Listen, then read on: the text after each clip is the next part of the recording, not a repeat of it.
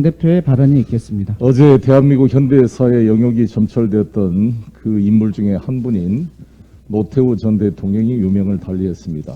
명복을 빕니다. 내란 목적 살인, 12.12 군사 쿠데타, 5.18에 대한 법적 역사적 책임을 면할 수 없는 그러한 존재입니다.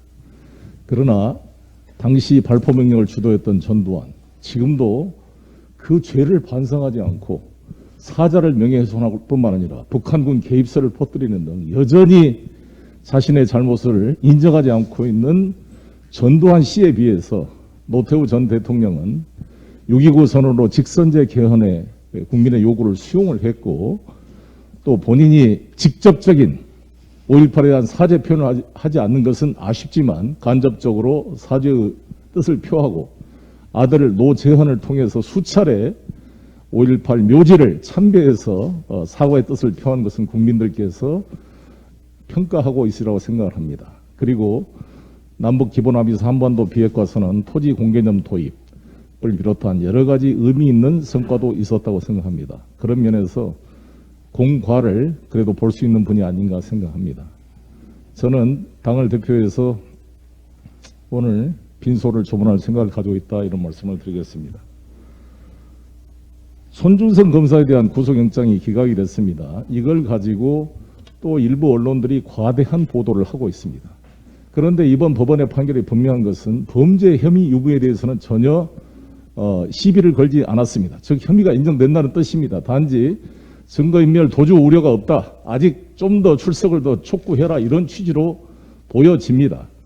이에 대해서는 손준성 검사는 즉시 수사에 법원에서 그렇게 출석했다고, 성실히 수사에 임하겠다고 발언한 것을 믿고 법원이 영장을 기각해 준 만큼 철저히 수사에 협력해서 이 사상 초유의 총선 개입 국기문란 사건의 진상이 밝히도록 해야 될 것입니다. 지난번에 추미애 법무부 장관이 2개월 정직 징계 처분한 거에 대해서 윤석열 총장이 가처분, 집행정지 가처분 신청 인용된 걸 가지고 조선일보는 거의 63건에 달해서 마치 이것이 윤석열의 무죄를 확인한 것 양 과대한 보도를 했습니다. 그러나 실제 본안 판결에서 그 징계가 정당했고 윤석열의 행위가 불법이었음을 명백히 법원이 인정하자 이에 대한 보도는 거의 조그맣게 처리하고 제대로 보도도 하지 않았습니다. 그러한 행태를 다시 조선일보를 비롯한 언론이 반복해서는 안 될 것입니다. 이 손준성 검사에 대한 국기문란 행위는 철저하게 수사가 돼야 될 것입니다. 방어권을 주장했습니다만 법원이 정말 우리 돈 없고 백 없는 일반 서민들의 방어권을 제대로 보장하는 그러한 판결이 필요할 것입니다. 힘 있는 검사의 방어권에 보장한 만큼 일반 국민에 대한 방어권 보장도 돼야 된다는 말씀을 드리겠습니다. 공수처는 자고우면하지 않고 이 문제에 대한 철저한 수사를 부탁드리고, 특히 갈수록 이제 대장동 사건의 이 진상이 드러나고 있습니다. 이 부산저축은행 실제 부실 증거가 속출하고 있습니다. 계좌 추적을 하지 않고도 수사를 외면했습니다.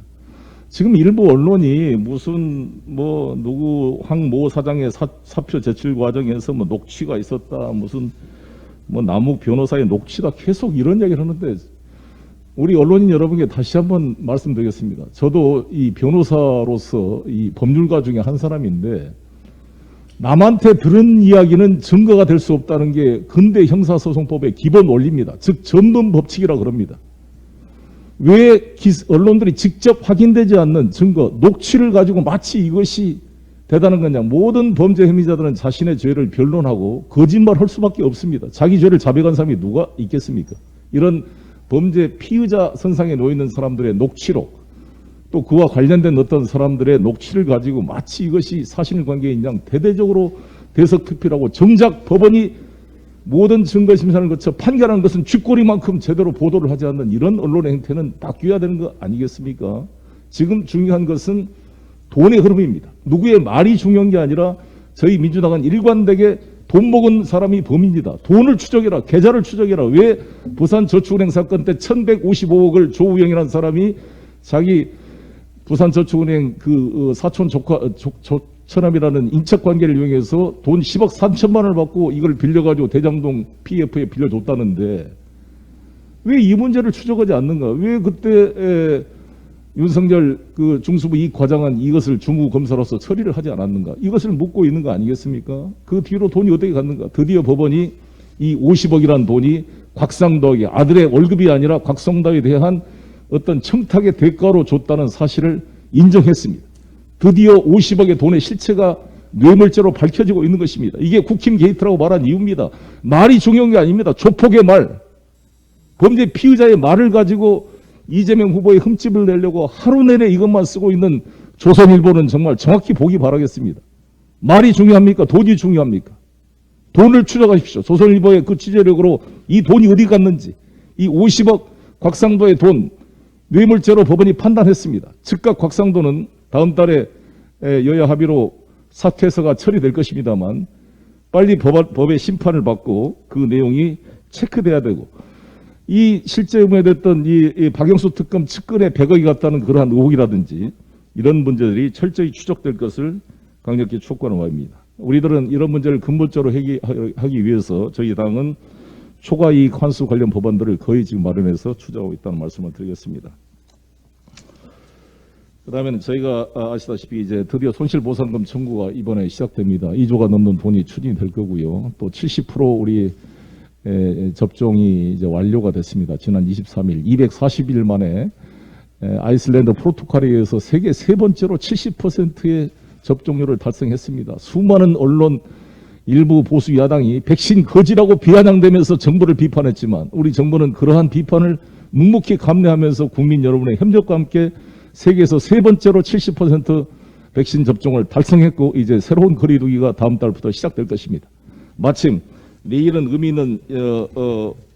있는 행사가 있습니다. 다름이 아니라 우리 문재인 대통령께서 바이든 대통령과 함께 합의했던 바이오 글로벌 생산 동맹의 구체적 사례로서 삼성 바이오로직스가 생산한 모더나 백신 243만 5천여 분이 내일 드디어 시제품이 완료가 돼서 국내에 공급되기로 됐습니다. 모더나 생산, 위탁 생산이 과연 국내로 공급되느냐는 논란이 있었습니다만 저희 당도 끊임없이 요청을 했고 또 대통령께서도 뒷받침을 해서 드디어 삼성과 모더나 측이 합의를 해서 243만 5천여 분이 내일 국내에 공급되는 출하를 합니다. 저도 내일 백신 출하 현장을 방문해서 격려할 생각입니다. 국민 여러분, 여러 가지 미흡함이 있지만 저희 문재인 정부와 민주당 끊임없이 국민의 삶을 지켜내고 이 코로나를 이겨내고 함께 돌파해 나가겠습니다. 부족하지만 소상공인 80여만 명에게 2조 4천억이 지급될 것입니다. 부족한 점은 더욱더 보완해 나가도록 하겠습니다. 항상 민생을 지키는 민주당이 되겠습니다. 마지막으로 지난번 부동산 관련 국민권익위 관련해서 정말 저희들은 뼈를 깎는 심정으로 국민들에게 반론권도 제대로 보장하지 않은 채 우리 12명 의원님들에게 탈당을 권유한 바 있습니다. 그런데 이것이 그동안 철저한 경찰의 수사를 통해서 거의가 무혐의로 밝혀졌습니다.